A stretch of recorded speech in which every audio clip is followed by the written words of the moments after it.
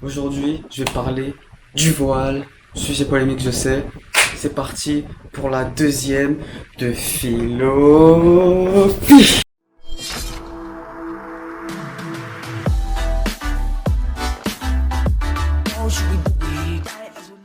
Installe-toi confortablement. Je vais te faire un petit récapépète historique. Je vais te rafraîchir la mémoire. C'est parti.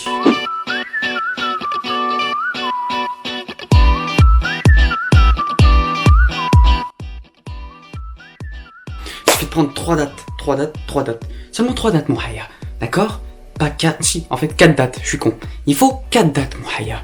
Une première date, lors de la Révolution française, 1790, la constitution civile du clergé, dans lequel l'église est abattue à terre, émasculée, d'accord? N'importe qui peut faire partie du diocèse, tu as compris? D'accord?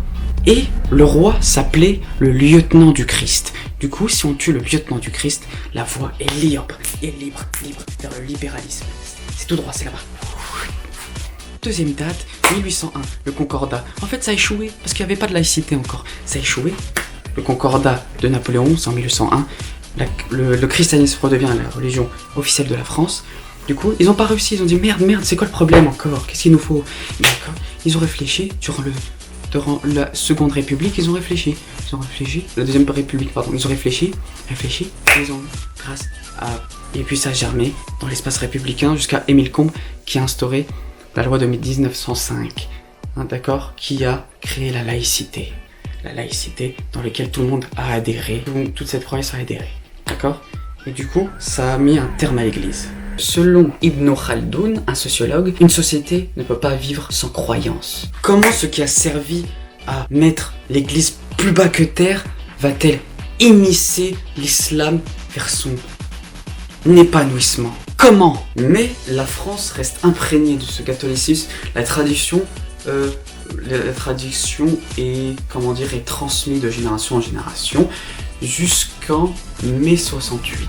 Mai 68 intervient la révolte des jeunes qui font la révolution par ce que j'appelle, c'est un fait, c'est factuel, par le freudo-marxisme. S'il te plaît, est-ce que tu peux nous expliquer c'est quoi le freudo-marxisme? S'il te plaît. Le freudo-marxisme, qu'est-ce que c'est? C'est en fait un communisme de façade qui a mené à la libération des mœurs et des libertés individuelles pour inciter à la consommation. Si les femmes sont imprégnées de pudeur, comment on va faire pour leur vendre leur camelote de merde? Comment ils vont faire, hein? Parce qu'en fait, par exemple, on va prendre l'exemple du Bras TV, il prend un burger, il y a une meuf derrière avec un gros décolleté. Et bah comme ça réveille en toi une pulsion sexuelle que tu vas assouvir en mangeant sa merde. D'accord? T'as compris? Il y a une idéologie pernicieuse qui porte le libéralisme en idéologie en totale contradiction et opposition avec l'idéologie musulmane. Ils ont mis la chrétienté par terre, c'est autour de l'islam. Tout simplement, mon haya, faut juste te dire ça. Tout simplement. Tout supplémenté, comme j'ai envie de dire. Tout supplémenté.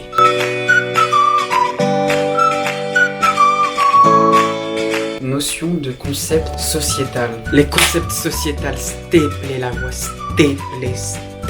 T'inquiète Salah, t'inquiète, je vais vous expliquer le concept sociétal. En fait, ça consiste à masquer les grands problèmes d'intérêt général de la société en mettant en avant les problèmes individuels des minorités. L'intérêt général est occulté par un intérêt minoritaire, d'accord? On les sort comme ça, on les met en avant, on fait face écran, hein? Là, c'était quoi? On a fait face écran, réforme des retraites, hein? Parce que nous, les vieux, les jeunes là, qui allons travailler, je vous le dis tout de suite, pas de retraite, vous l'avez dans le baba, d'accord? Il n'y a pas de retraite, d'accord? Réforme des retraites par points, d'accord? Ok? Et bah c'est mort, il n'y aura pas de retraite pour toi, ok? Parce que tu n'auras pas assez de points, tout simplement, c'est tout. Et deuxièmement, secondo, il y a eu aussi l'incendie à Rouen, ils sont en train de les tuer là-bas, les msakines, ils sont en train de mourir là-bas. Et quoi, tu vois quoi? On a mis la voile comme ça, ça étouffe l'affaire, l'État n'est en responsable en rien, il faut pas en parler, chut, faut pas en parler, d'accord? d'accord? Qu'est-ce que le gilet jaune de base? Le gilet jaune que tu vois dans la rue de la France périphérique qui en a marre de ce système mortifère, qui en a marre. Qu'est-ce qu'il en a à foutre de la femme voilée qui passe devant lui dans la rue? Lui, il veut juste bouffer, il veut juste travailler, il veut juste aller en vacances avec ses enfants. Les Français, c'est leur principale préoccupation. Ils en ont rien à secouer. Mais c'est pas seulement le voile, hein. Le voile, c'est un phénomène sociétal parmi tant d'autres. J'en ai relevé quelques-uns. Voile, la violence contre les femmes, l'écologie, les handicapés, les homosexuels. On ressort ça, hein? On ressort ça, ces petites sociétés. Mais par contre, le gilet jaune qui crève, là, on n'en parle pas, hein? On va passer au voile intrinsèquement en lui-même. Je vais répondre à quelques questions que tu te poses peut-être, les Français se posent aussi peut-être, sur ce fameux voile. C'est parti.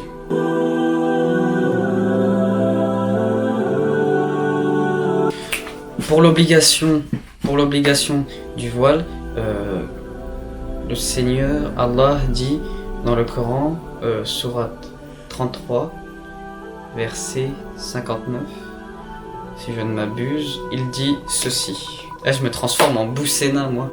يا أيها النبي قل لأزواجك وبناتك ونساء المؤمنين يدنين عليهن من جلابيبهن ذلك أدنى أن يعرفن فلا يؤذين وكان الله غفورا رحيما.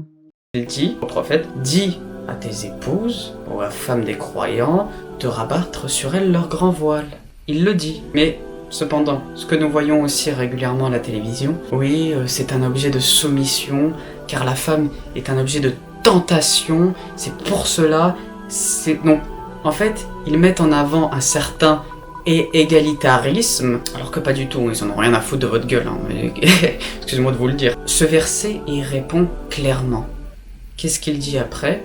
Il dit la chose suivante. Alors, rabat sur elles leur grand voile, pour qu'elles puissent être reconnues, et qu'elles ne soient pas offensées. Qu'elles ne soient pas offensées.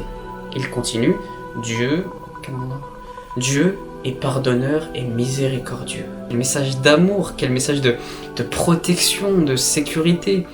Il dit ça jamais parce que la femme est une tentation, mais seulement et uniquement, j'insiste là-dessus, contre les bas instincts que fait face l'homme, les vils instincts, les pulsions de cet homme.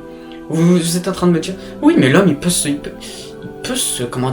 résister, c'est pas un animal, hein?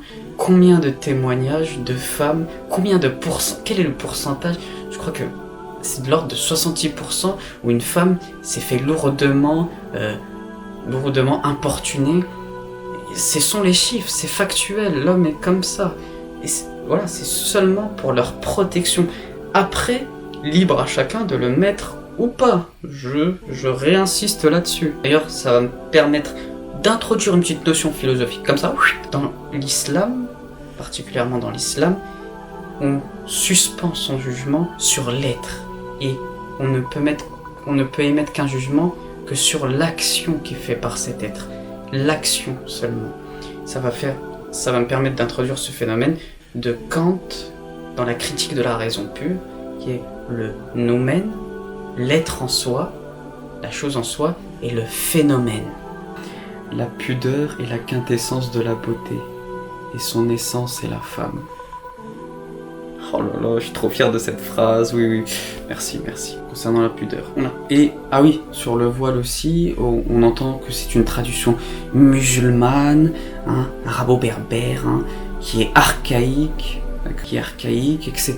C'est faux sur l'origine du voile, elle est biblique. On la retrouve dans Saint Paul, l'épître aux Corinthiens, qui dit, verset 6, si une femme ne se couvre pas la tête, elle se la rase. Donc voilà, on retrouve encore le voile. Cependant, le voile est obligatoire que quand tel prie dans la tradition chrétienne, pas dans les relations publiques ou quoi. Hein, j'ai preuve d'honnêteté intellectuelle quand même. Hein.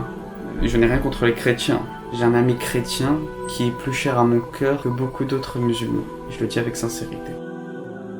Après, quand je vais m'occuper de Shimo, eh bien, je vais parler dans le thème, la notion philosophique de la dialectique. Un autre concept, le choc des civilisations, dans lequel je mettrai en exergue la troisième raison manquante, d'accord? Ok, t'as compris? Rendez-vous à la prochaine. Je t'aime, mon Haya. Prends soin de toi. À plus.